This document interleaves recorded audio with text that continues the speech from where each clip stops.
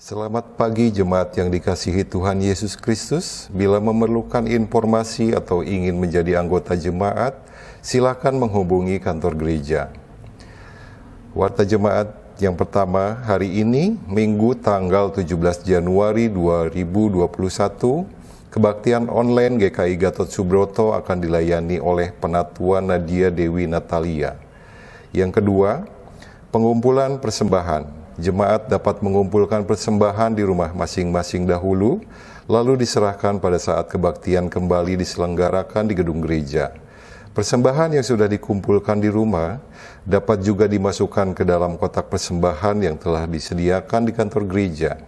Jemaat juga dapat mentransfer persembahan ke rekening Bank Mandiri dengan nomor rekening, mungkin nanti akan bisa disampaikan, yaitu ke nomor rekening GKI Gatot Subroto dengan menuliskan keterangan persembahan mingguan, bulanan, perpuluhan, syukur, dan lain-lain. Yang ketiga, Sekolah Agama GKI Gatot Subroto. GKI Gatot Subroto membuka sekolah agama untuk anak SMP dan SMA atau SMK yang tidak mendapatkan pengajaran agama Kristen di sekolahnya.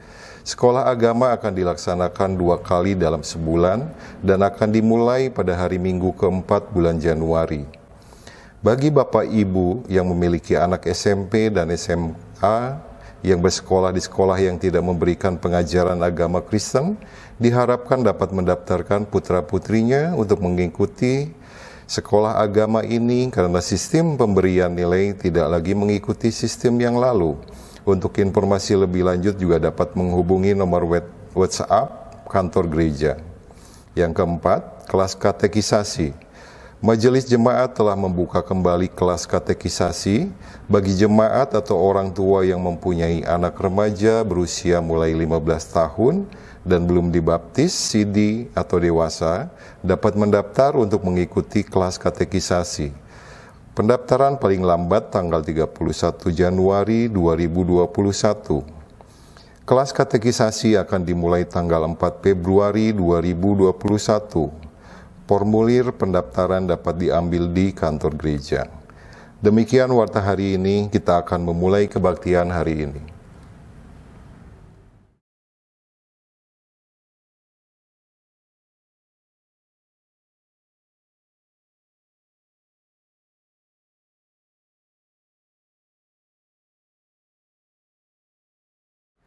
Ya Tuhan, kami datang untuk menyembah dan bersyukur kepadamu. Engkau telah menemani kami untuk menapaki hari-hari di tahun 2021 ini. Puji syukur dan hormat tak henti-hentinya kami serukan kepadamu ya Tuhan. Marilah kita memuliakan namanya. Puji sembah untuk kekuasaan dan bersyukurlah untuk berkat-Nya. Mulia-mulia namanya.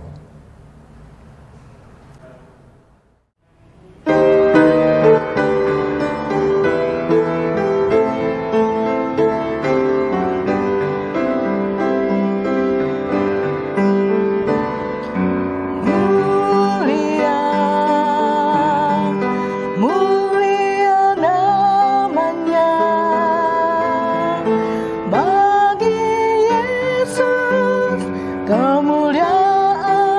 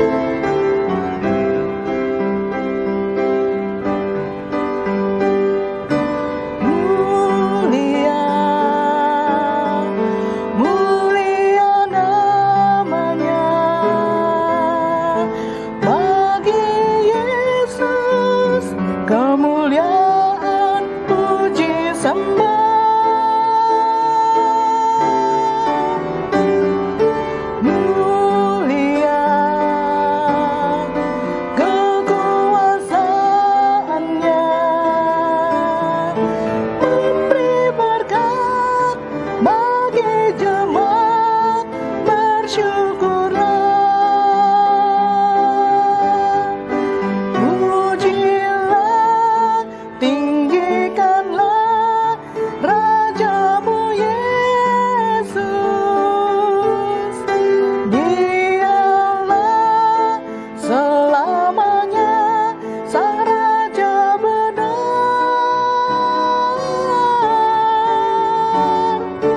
Mulia, mulia namanya, Sang Penebus, Maha Kudus, Maha Besar.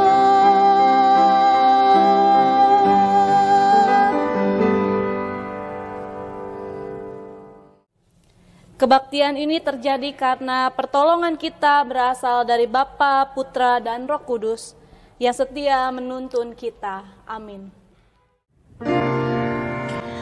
Amin, amin, amin.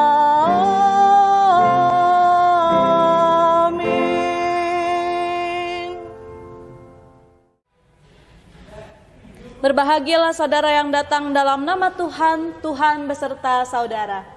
Dan beserta saudara juga. Minggu ini kita akan bersama-sama merenungkan sebuah tema memahami, mengalami, dan melakukan. Sebagai pengikut Kristus, umat memahami bahwa pengetahuan, pengalaman iman, dan tindakan pelayanan adalah 3 pilar yang secara utuh menopang iman sehari-hari. Seperti firman Tuhan dalam Mazmur 139 ayat 1 dan 2, Tuhan, Engkau menyelidiki dan mengenal aku. Engkau mengetahui kalau aku duduk dan berdiri.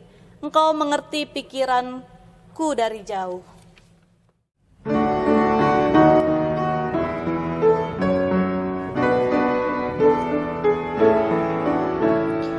Tinggallah dalam Yesus, jadilah muridnya.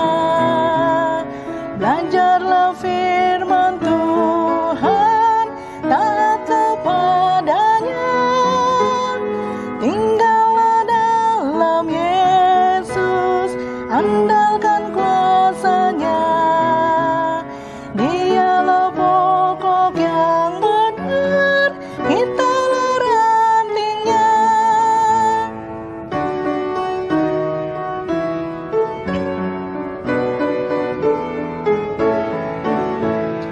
Kita sebagai ranting pasti berbuahlah, asal dengan setia tinggal di dalamnya.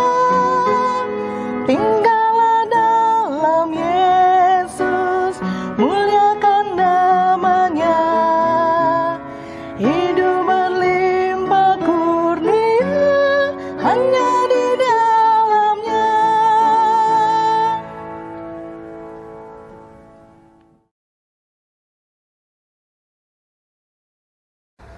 Marilah kita merendahkan hati kita dan mengakui segala kesalahan dan dosa kita di hadapan Tuhan.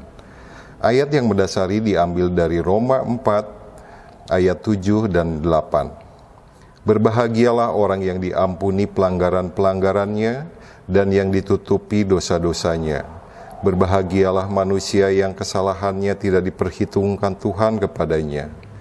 Jemaat diberikan kesempatan untuk menaikkan doa secara pribadi.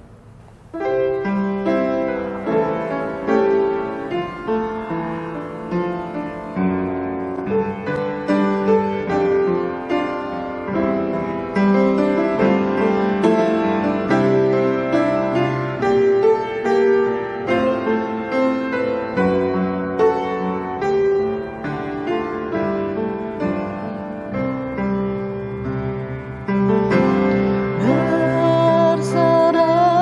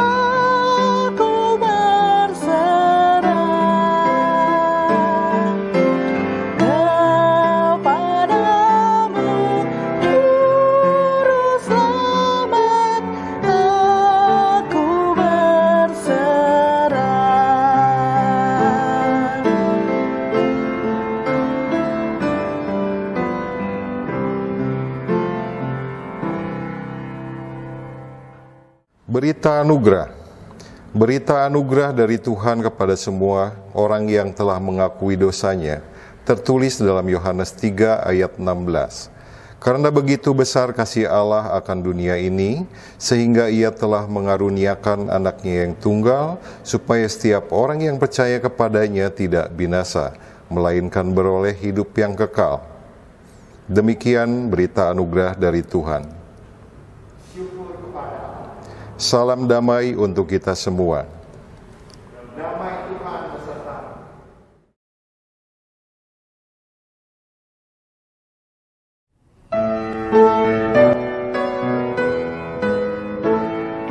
Firman Allah jayalah sampai ujung dunia, kita pun dipanggilnya untuk hidup yang bakal.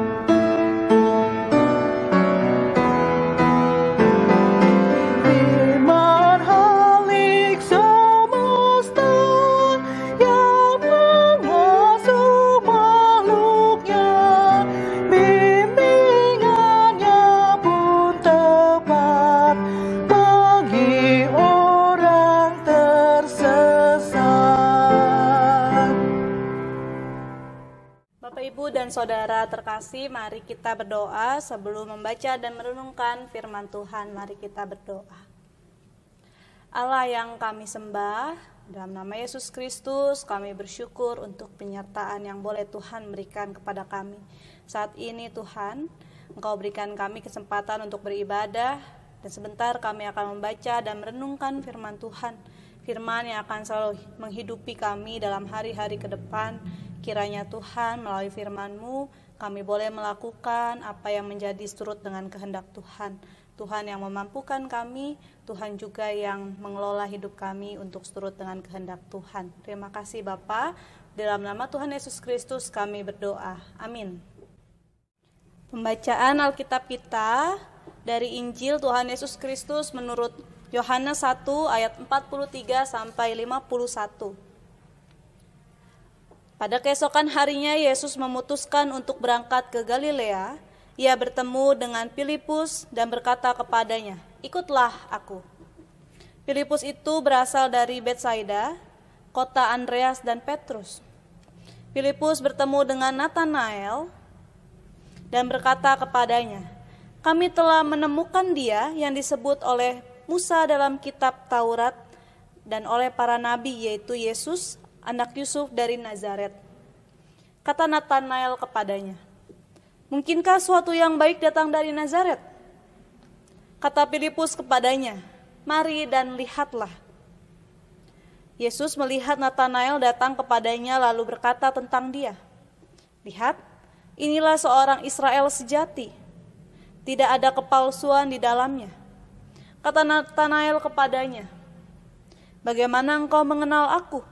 Jawab Yesus kepadanya, "Sebelum Filipus memanggil engkau, aku telah melihat engkau di bawah pohon ara."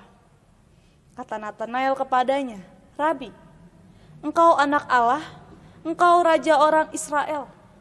Yesus menjawab katanya, "Karena aku berkata kepadamu, aku melihat engkau di bawah pohon ara, maka engkau percaya. Engkau akan melihat hal-hal yang lebih besar daripada itu."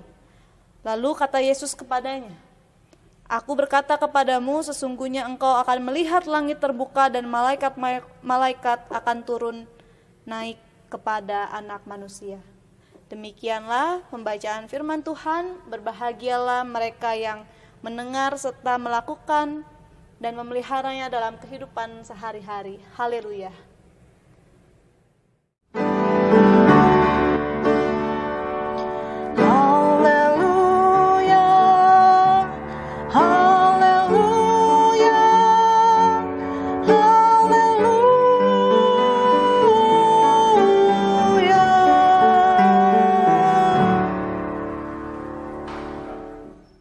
Jemaat Tuhan yang terkasih, George Bernard pernah membuat quotes begini, "Hidup itu bukan soal mencari jati diri.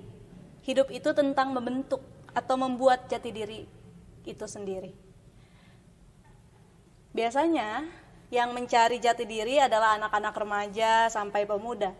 Namun, jika kita melihat dengan seksama, mengenali jati diri itu adalah perjalanan yang sangat panjang yang dialami semua orang, bukan untuk anak muda saja. Mengenali diri sendiri membuat kita bisa menentukan kebahagiaan kita masing-masing. Jadi, jati diri itu tidak dicari, tapi kita bentuk sedemikian rupa. Bagaimana cara membentuknya? Kalau Bapak, Ibu, dan Saudara browsing di internet, lalu nulis keywordnya adalah cara untuk mengenal jati diri. Pasti banyak keluar artikel-artikel, bisa sampai jutaan, bahkan ratusan yang kita bisa lihat di sana. Banyak cara untuk membentuk jati diri kita masing-masing. Tapi setiap orang mempunyai caranya tersendiri-sendiri. Maka dari itu, kita juga diajak untuk membentuknya dari saat ini. Begitu juga dengan spiritualitas kita. Kita juga harus membentuknya, bukan hanya mencari. Karena firman itu telah datang bersama-sama dengan kita, dan firman itu bersama-sama dengan kita. Bapak, Ibu, dan Saudara terkasih, untuk menjaga dan menumbuhkan iman dalam diri kita, kita membutuhkan 3M. Bukan hanya memakai masker, mencuci tangan, dan menjaga jarak, tetapi untuk hidup beriman kita membutuhkan 3M yang lain, yaitu memahami, mengalami, dan melakukan. Ini adalah 3 pilar dasar untuk menopang hidup beriman kita. Sudahkah kita memahami, mengalami, dan melakukan setiap firman itu? Menurut John Westerhoff, 3M, mengalami, memahami, dan melakukan, melekat dalam hidup kita dari sejak kecil sampai sekarang kita berada. Tahapan demi tahapan akan kita lalui. Menurut Westerhoff, tahapan untuk spiritualitas kita yang pertama ada bermula ketika kita masa anak-anak, yang hanya bisa menerima dan memahami, belajar dari orang-orang sekitar dan percaya kepada orang dewasa. Pelukan dan afirmasi yang mereka dapatkan dari orang tua menunjukkan bahwa itu adalah pengalaman, bukan hanya emosional tapi juga spiritual. Kalau orang tuanya Kristen, maka anaknya pun ikut Kristen, mengikuti yang orang sekitarnya alami. Tahap yang kedua, iman bertumbuh karena hubungan dengan lingkungan sekitar kita. Di tahap ini biasanya adalah anak-anak pra-remaja dan anak muda, pemuda mulai mengidentifikasi imannya. Saya berada di mana? Apakah saya harus masih mengikuti iman orang tua atau teman-teman sebaya saya? Tahap ini sangat penting untuk anak-anak karena disinilah mereka akan merasa aku diterima, aku diinginkan, dibutuhkan. Dan ada satu hal ketika mereka hidup berkomunitas dalam gereja, rasa diterima, rasa dipanggil, rasa dianggap keberadaannya oleh komunitas gereja menjadi inspirasi atau semangat dalam dirinya untuk terus melanjutkan spiritualitas imannya kepada Kristus. Tapi ada juga mereka yang mengikuti apa yang teman sebayanya. Bisa jadi karena di tahap ini mereka sedang mengidentifikasi mana yang lebih baik untuk dirinya. Dulu waktu saya kecil, karena teman sepermainan saya beragama Islam, pada saat puasa saya juga ikut puasa. Bukan karena toleransi, tapi saya ingin ikut apa sih yang mereka rasakan. Nah, di sini juga adalah tahap yang rawan untuk anak-anak, khususnya remaja, pra-remaja, dan disinilah kita sebagai orang dewasa atau orang tua harus lebih memantau dan mengawasi teman sepermainan dari anak-anak. Lalu tahap berikutnya, menurut Westerhoff yaitu ditandai dengan pertanyaan-pertanyaan. Iman, ketika kita beriman, kita harus mempertanyakan keraguan-keraguan kita, menghakimi, mencari, dan bereksperimen katanya. Pada tahap ini kita mencari kebenaran yang betul-betul, atau persoalan-persoalan yang sulit dalam pergumulan hidup. Contohnya kita mempertanyakan seperti apa eksistensi Tuhan dalam hidup kita. Kenapa dosa itu ada turunan?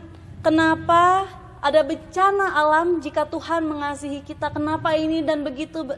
Itulah yang menjadi tahap memperkuat iman kita. Lalu tahap yang terakhir adalah tahap pengembangan iman. Menurut Westerhoff, pada tahap ini kita akan mengembangkan iman melalui perbuatan dan perilaku. Lebih kepada respon kita terhadap anugerah kasih Tuhan. Disinilah perkembangan spiritualitas yang paling tinggi atau yang paling dewasa untuk kita. Sudahkah kita merasakan iman kita berada di tahap yang mana?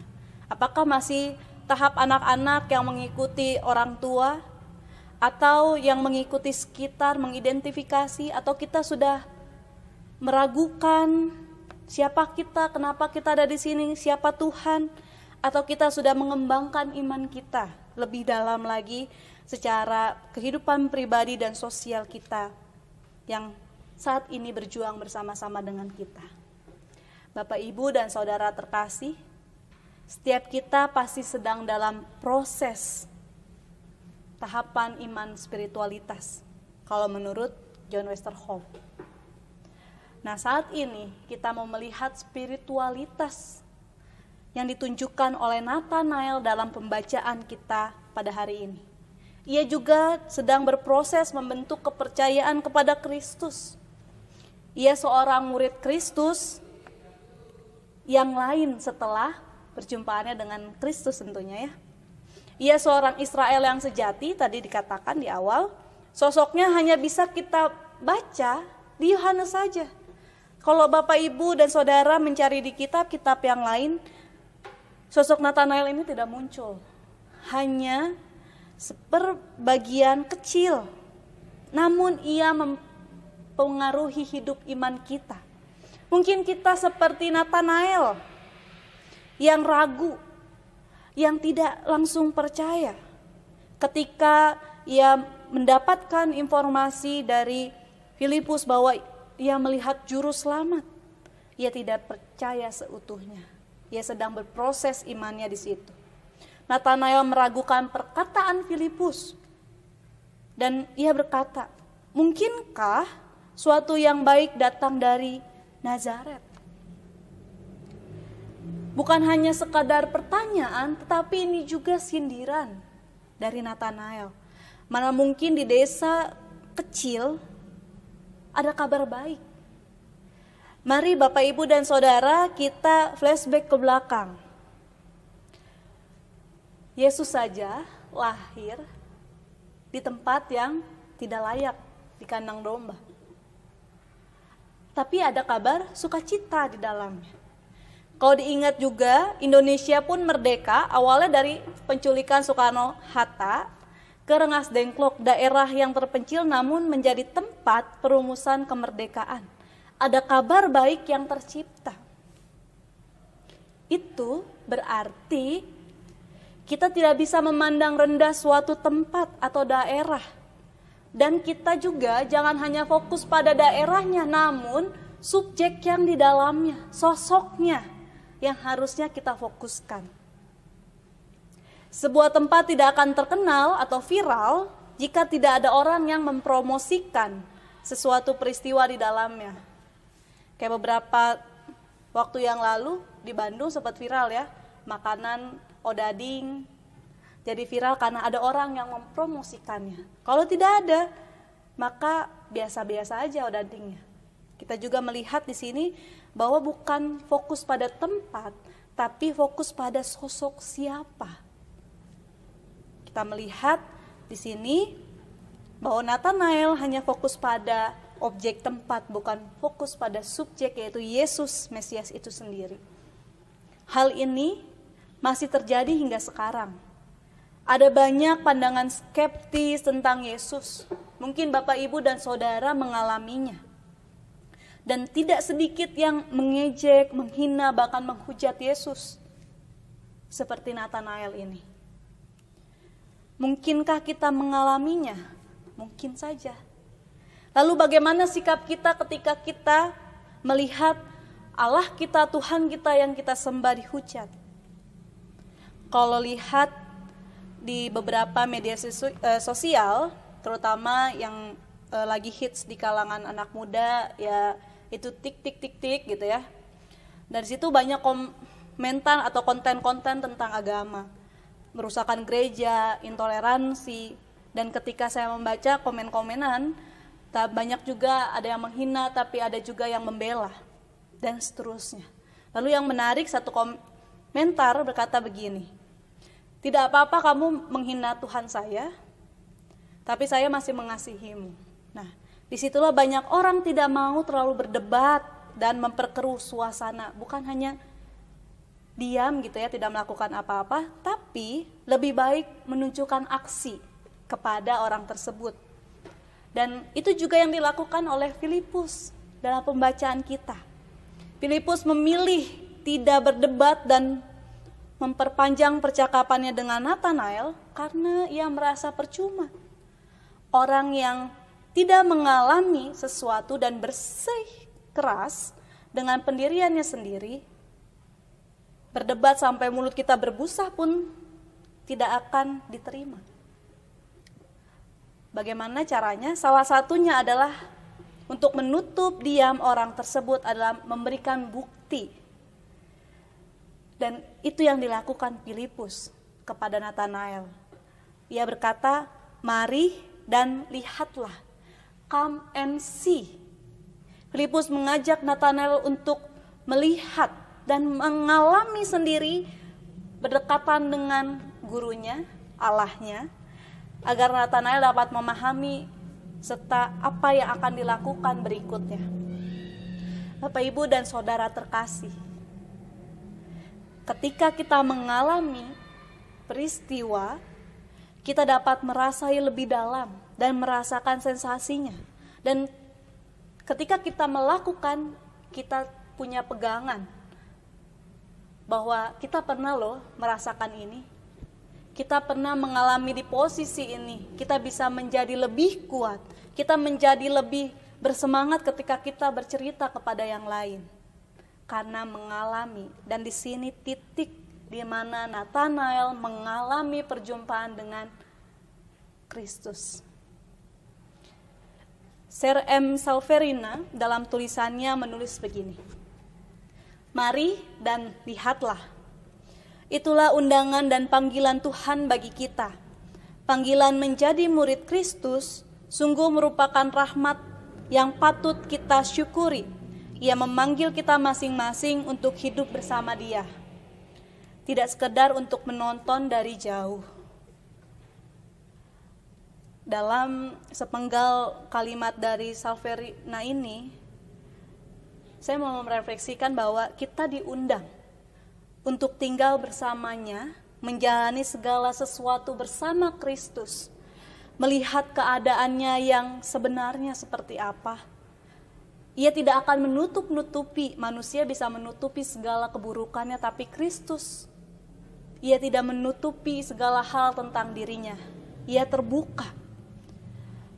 Mari kita lihat betapa dalam kedekatan kita kepadanya saat ini. Seberapa dekat sehingga Kristus bisa kita rasakan. Kristus yang tahu apa yang sedang kita lakukan, sedang duduk, sedang berdiri, sedang berlari, sedang menangis. Tuhan tahu segalanya. Dalam pertemuannya dengan Nathanael, Kristus mengatakan pada ayat yang ke-48, Yesus mengetahui bahwa Nathanael sering duduk di pohon ara, di bawah pohon ara. Ini membuktikan bahwa Tuhan tahu segalanya yang kita lakukan. Dan inilah reaksi Nathanael yang ia tunjukkan dalam perkataan Yesus, bahwa benar ia sering merenung di bawah pohon ara. Disentuhnya titik yang paling dalam dari diri Nathanael. Yesus memperhatikan lebih dari orang lain. Yesus mengenal sampai helai rambut kita, berapa jumlahnya ia tahu. Bahkan kita sebagai manusia tidak bisa mampu menghitung berapa banyak rambut di kepala kita, tapi Tuhan mengetahuinya. Bapak, Ibu, dan saudara terkasih, pengalaman Nathanael ini mengajak kita bahwa hidup kita ini tidak selamanya terlihat dan terdengar jelas. Apalagi panggilan Tuhan itu kadang samar, namun kurang jelas dan kadang sulit membedakan mana suara Tuhan, mana suara diri kita sendiri. Contohnya seperti Samuel kecil yang dipanggil Tuhan tapi ia menemui Eli. Berapa kali? Hampir 2 kali ia melakukannya, dan ternyata Imam Eli sadar bahwa itu adalah Tuhan yang memanggil Samuel. Lalu ia meminta Samuel untuk mendengar dan menjawabnya. Dan apa yang terjadi? Samuel memahami dan melakukan sehingga Samuel mengalami perjumpaan dengan Tuhan. Setelah itu hidupnya semakin diberkati ketika ia menjadi imam. Segala yang dilakukan disukai oleh banyak orang, disukai dan disukai. Lalu apa yang harus kita lakukan untuk memahami panggilan Allah? Kuncinya yaitu memahami maksud dan masuk mengalaminya. Terakhir, Bapak, Ibu, dan saudara, ada cerita dari seorang gadis buta bernama Wendy. Suatu sore, ia sedang makan bersama keluarganya di sebuah restoran yang memiliki pertunjukan sulap. Pesulap itu bernama Witch. Witch mengajak Wendy untuk memilih satu kartu remi, lalu nanti dilihat warna apa, angkanya berapa. Lalu ayah Wendy berkata, tidak bisa, dia tidak bisa melihat. Namun Witch mengatakan, tidak apa-apa, kalau dia mau, saya ingin mencoba trik sulap kepadanya. Si Witch ini tetap kekeh untuk main bersama dengan Wendy. Dan akhirnya Wendy pun mau. Ketika permainan terus berlanjut gitu ya, semua orang tercengang dan bertanya-tanya, kenapa Wendy bisa menjawab dan tebakannya selalu tepat. Warnanya apa, angkanya berapa dalam kartu itu. Lalu Wendy hanya menjawab, sulap. Seumur hidupnya, Witch baru pertama kali membuat mukjizat kecil untuk seorang lain, yaitu Wendy yang tidak dapat melihat. Dengan menggunakan kode rahasia dan berpikir cepat, seperti ketukan kaki. Jika warnanya merah, berarti tandanya tuk sekali. Jika hitam, berarti tuk-tuk. Dan hal itu dipahami oleh Wendy.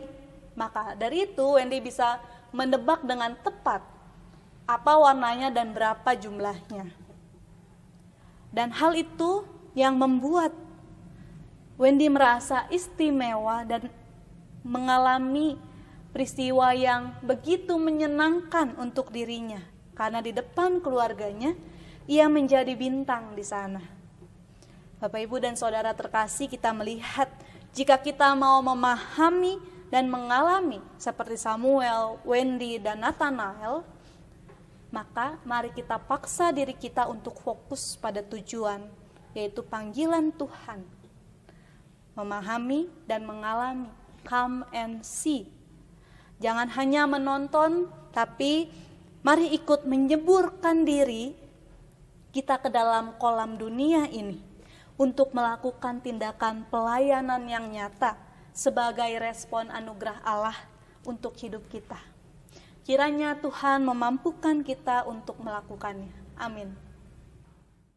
Marilah kita bersama dengan umat Allah di masa lalu, masa kini, dan masa depan, mengingat pengakuan pada baptisan kita menurut pengakuan iman rasuli demikian. Aku percaya pada Allah, Bapa yang Maha Kuasa, Khalik langit dan bumi, dan kepada Yesus Kristus, Anaknya yang tunggal, Tuhan kita, yang dikandung daripada Roh Kudus, lahir dari anak darah Maria, yang menderita sengsara di bawah pemerintahan Pontius Pilatus, disalibkan, mati dan dikuburkan, turun ke dalam kerajaan maut, pada hari yang ketiga bangkit pula dari antara orang mati, naik ke surga, duduk di sebelah kanan Allah, Bapa yang Maha Kuasa. Dan dari sana ia akan datang untuk menghakimi orang yang hidup dan yang mati. Aku percaya pada Roh Kudus, gereja yang kudus dan am, persekutuan orang kudus, pengampunan dosa, kebangkitan orang mati, dan hidup yang kekal. Amin. Mari kita bersyafaat. Allah yang kami sembah, kembali kami datang ke hadirat Tuhan. Kami mau memohon, kiranya Tuhan memampukan kami untuk memahami apa maksud dan tujuan Tuhan dalam hidup kami. Tuhan, tolong gerakan kami untuk melakukan pelayanan nyata untuk dunia ini, tempat kami tinggal saat ini. Tuhan, kami yakin dan percaya, Tuhan tidak akan pernah meninggalkan kami ketika kami sedang berusaha. Tuhan, tolong tetap pegang kami agar kami tidak lepas daripada Tuhan dan tidak menjauh daripada Tuhan. Tolong Tuhan, ampuni kami ketika kami mulai lalai. Tuhan, saat ini juga kami mau berdoa untuk saudara-saudara kami yang sakit dan dalam masa pemulihan. Kami mau berdoa untuk Saudari Siane, Bapak Budi Wijaya, Bapak Ado Nababan, Ibu Susana, Bapak Weslina Pitupulu, dan Bapak Ping. Dalam kelemahan tubuh mereka, rasa sakit yang mereka rasakan, rasa tidak bisa bergerak dengan leluasa, Tuhan tolong yang kuatkan mereka, Tuhan tolong yang menghibur mereka, Tuhan yang memberikan mereka kesabaran dan ketenangan ketika rasa sakit itu datang.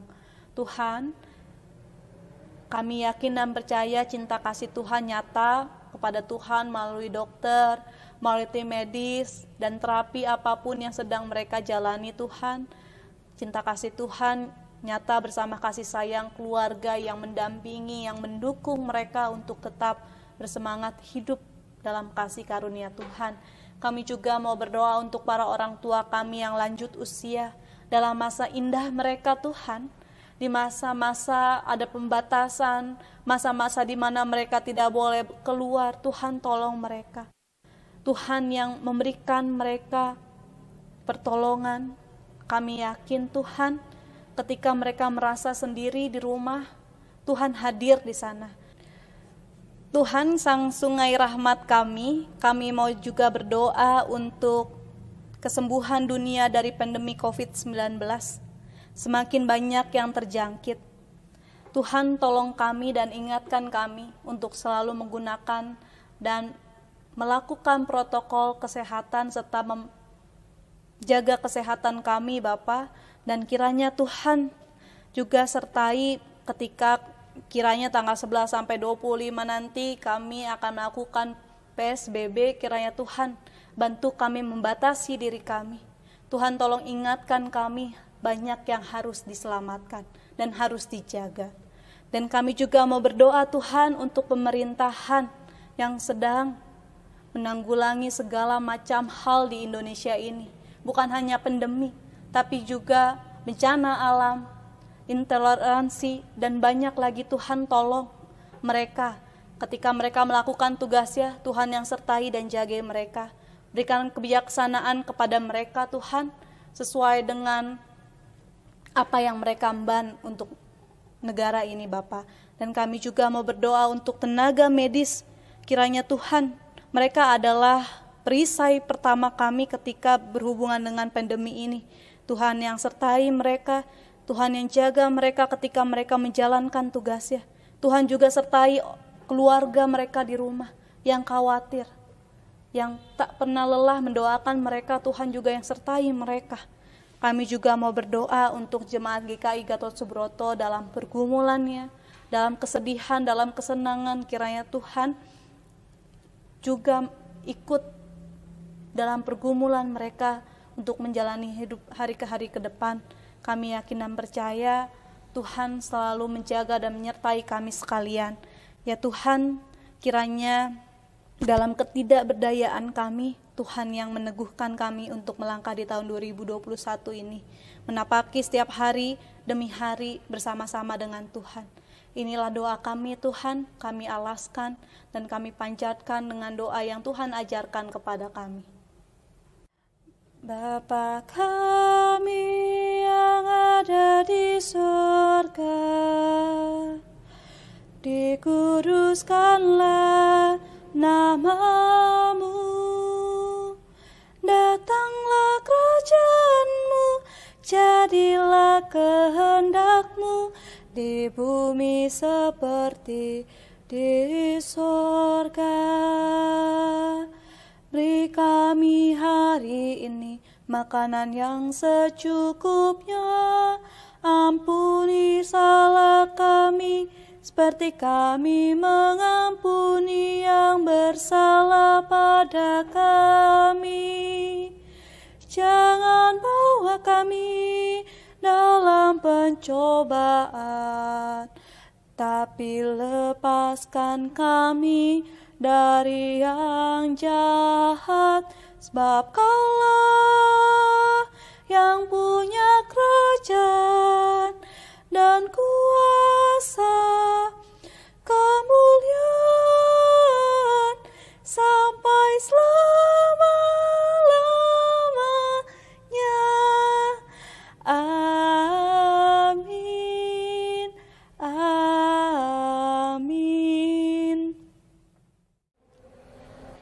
Jemaat dapat mengumpulkan persembahan dahulu di rumah masing-masing, lalu diserahkan pada saat kebaktian kembali diselenggarakan di gedung gereja, atau dimasukkan ke kotak persembahan yang telah disediakan di kantor gereja, dan jemaat juga dapat mentransfer persembahan melalui rekening Bank Mandiri dengan nomor 1310171525549 atas nama GKI Gatot Subroto, dengan menuliskan keterangan persembahan minggu, bulanan, perpuluhan, syukur, dan lain-lain.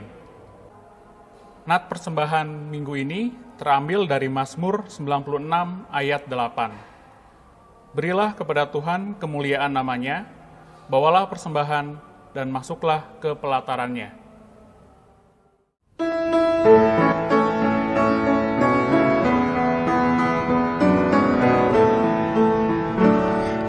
Syukur pada Tuhan karena kita diselamatkan oleh-Nya.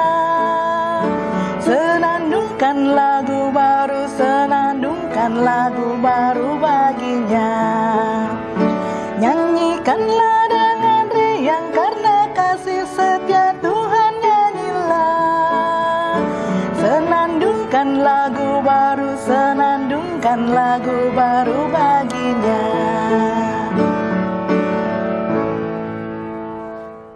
Mari kita berdoa. Kami mengucap syukur padamu Bapa atas semua berkat dan kasih karunia yang selalu kami terima dan nikmati sampai saat ini. Kami percaya semuanya itu kami terima karena kemurahan Tuhan dalam kehidupan kami. Sebagai bentuk ungkapan syukur padamu, kami memberikan sebagian dari berkat yang telah kami terima. Kami mohon Tuhan menguruskan persembahan ini agar boleh menjadi kemuliaan bagi nama-Mu dan menjadi berkat bagi pelayanan-Mu di gereja ini. Tuhan juga yang kiranya memberi hikmat kepada mereka yang mengelola persembahan ini, supaya bisa melakukan tugasnya dengan baik seturut dengan kehendak-Mu. Kami berdoa di dalam nama Tuhan Yesus Kristus. Amin.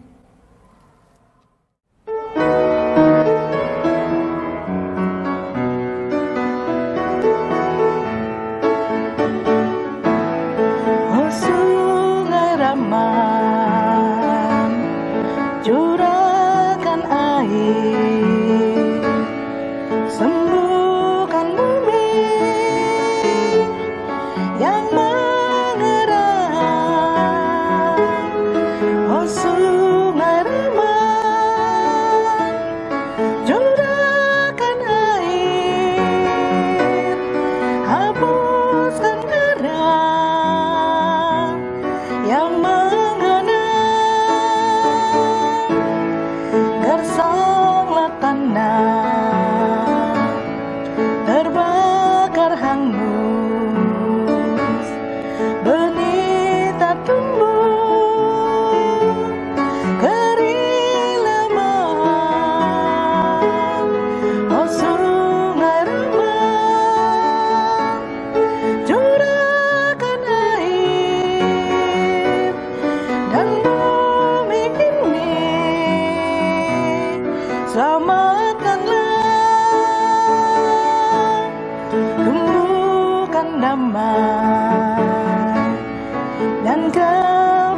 insan berakar dalam subur mekar. Oh sungai Rama, curahkan air, buatlah dunia sembuh benar.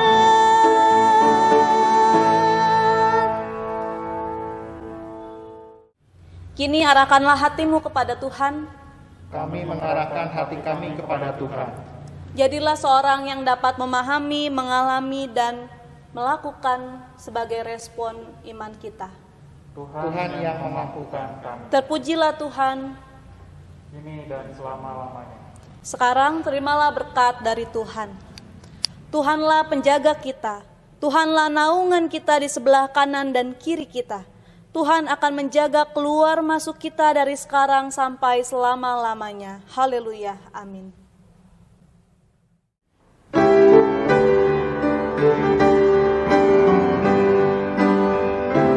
Haleluya, haleluya, haleluya, amin.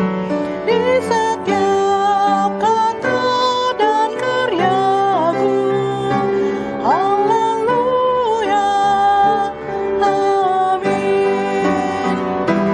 Haleluya, haleluya, haleluya,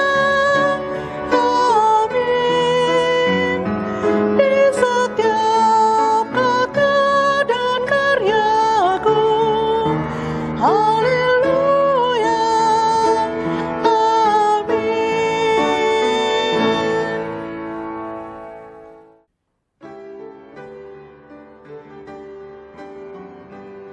Jemaat GKI Gatot Subroto dan simpatisan yang memiliki kerinduan dalam pelayanan khususnya anak, Komisi Anak GKI Gatot Subroto membuka kesempatan bagi Bapak, Ibu, dan Saudara-saudari untuk melayani Komisi Anak, bisa menjadi pengiring, bisa membawakan pujian, ataupun membawa cerita. Tak perlu berparas menarik atau berpakaian yang wah, yang terpenting adalah memiliki kerinduan dan mau bergabung dengan Komisi Anak.